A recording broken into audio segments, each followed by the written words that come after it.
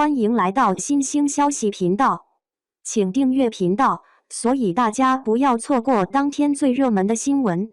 我们今天的时事通讯包括以下内容：如果当初何老师点头，赵丽颖玩笑是一句求婚，就没冯绍峰什么事了。如果当初何老师点头答应了，赵丽颖玩笑是一句求婚，是不是就没有后来冯绍峰什么事了？何老师，你什么时候结婚？我想想吧，你考虑考虑我呗。2015年，一档名叫《偶像来了》的综艺节目，让新晋小花赵丽颖和知名主持人何炅，这年龄地位都相差极大的两人，产生了一段让众多网友意难平的纠葛。其中一期节目中，赵丽颖突然对何老师直接发问，问他打算什么时候结婚，同时还不忘将自己放在他的待选项中。若是放在平常，何老师遇到这种情况，定会自然地将话题圆得滴水不漏。可这次他却眼神闪躲，还用吊麦的方式生硬地岔开话题，甘愿被谢娜等人在一旁调侃。要知道，自何老师出道至今，从没转过什么绯闻，甚至在节目中与女嘉宾亲密互动都很少。可这样的他，却默认在节目的惩罚环节中，与赵丽颖姿势暧昧的同吃一颗枣。而除此之外，其中有一期众人身穿民国服饰拍照，赵丽颖与何老师拍摄的照片不仅 CP 感满满，拍照过程中的互动也让人直呼好甜。平时何老师也会非常注意赵丽颖的动向，总是悉心照料。当何老师录制另一档节目时，邀请赵丽颖，敬业的他甚至向剧组请假也要来参加。可让人没想到的是，当众人都在自发课堂时，赵丽颖却突然与冯绍峰官宣了结婚。而在半个娱乐圈都为他们送祝福时，也唯独缺少了何炅的身影。3年后，赵丽颖离婚，复出后的综艺首秀选择的也是何炅的节目。在节目中，两人亲密无间的互动仿佛梦回从前。两人之间到底有没有彼此动过心，或许连他们自己都不太能分得清吧。但好在，两人都在各自的领域都做到了顶峰相见。直到看到赵丽颖缺席近年来内娱最大名利场的华表奖，我才明白，如今的赵丽颖到底活得多清醒。人人都说，赵丽颖每部爆火的作品都是大女主剧本，从《花千骨》的大女主仙侠，到《知否》中深宅大院中成长的古装剧，再到如今让她再度提名的《风吹半夏》的大女主创业励志剧，无一不见证了她每一个成长和转变的过程。可细观赵丽颖的这一路的成长之路，与何尝不是一部大女主逆袭之路的剧本呢？1年前，赵丽颖在年度3农人物颁奖盛典中，曾在念到一位衣食3年无私为大山女孩建学校的赵桂梅校长的推介词时，刚一开口就哽咽到眼含泪花。曾几何时，他们说女娃生在了大山，注定前路暗淡，嫁人生子，自己做饭。而她之所以如此动容，恐怕也是因为自身多了些感同身受吧。因为曾经的她就是这样一路辛酸艰难地走过来的。在成名前，赵丽颖经历了7年的龙套生涯，才得到了第一个女主角色。但在那7年里，赵丽颖因为农村出身，受尽了冷眼和刁难。在山上拍戏时，将她遗忘在山顶，过年聚餐也唯独落下了她一个人。因为长了一张圆脸，被导演劝告整容，说她圆脸演不了主角，还曾被骂长了一个猪嘴。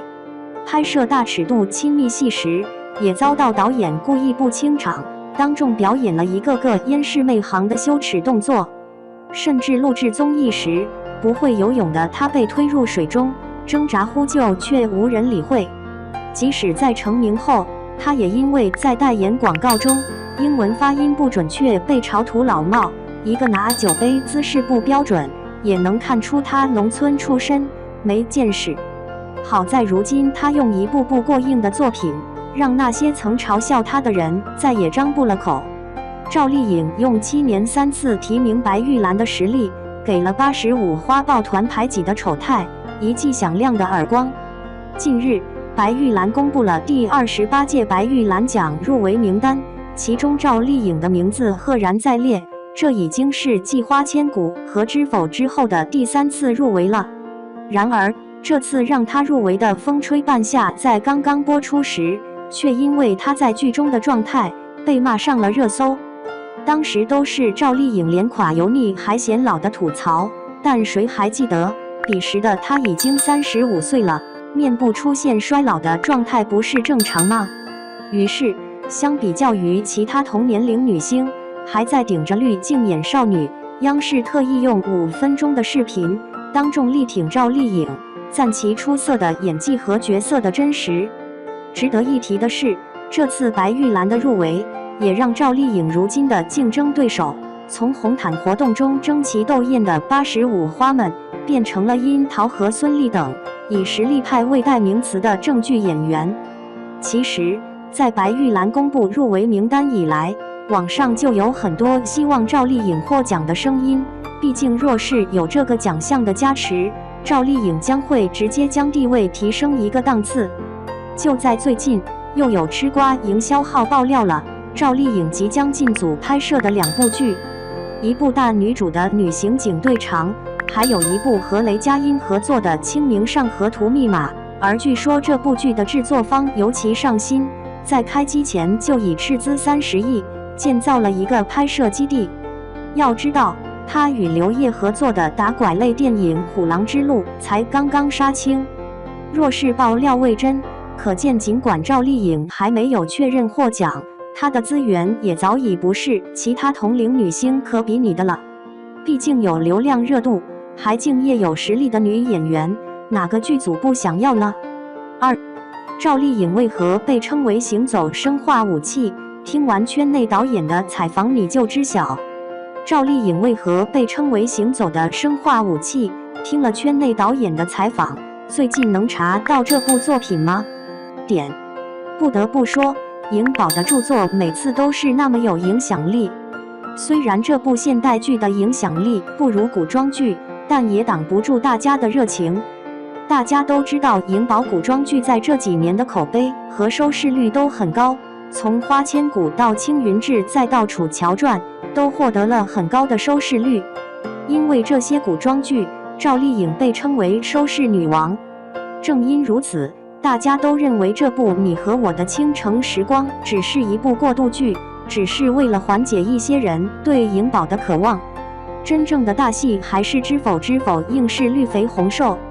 这部作品既是赵丽颖擅长的古装作品，也是她与冯绍峰的爱情之作，可想而知大家对这部作品的期待之高。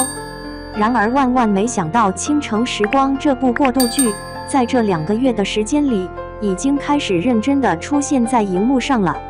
即便是在收视榜单上，也是无人能及，连第2名都相去甚远。留下来，颖宝的影响可想而知。看到其他几部电视剧的播放量都不如《倾城时光》一部，也难怪圈内不少导演在采访中都表示，怕自己的新剧碰到赵丽颖。为此，网友们嘲讽她颖宝是行走的生化武器，走到哪里大家都避而远之。这个描述真是再贴切不过了。这次单是《倾城时光》就比其他作品气势大很多，更不用说赵丽颖的其他热播古装剧了。正因如此，导演们在新剧开拍的时候，都怕和赵丽颖的作品发生冲突。他们不仅不会获得好评，甚至可能会吹掉预期的评论。为此，在所要呈现的影视作品的选择上显得尤为重要。比如《我的保姆手册》和赵丽颖同时出版的，大家对郑爽的作品期待已久。而 Go 是小双第一次参与创作和改编作品，所以还没开拍就爆红了。而 Go 郑爽也是校园偶像剧中的收视女王。但当她遇到赵丽颖这个行走的生化武器时，她深受打击。也正因如此，大家可以看出赵丽颖在影视作品中的影响力。估计《知否知否》应是绿肥红瘦播出后，又会掀起一场收视狂潮，甚至会打破自己的收视纪录。你怎么认为？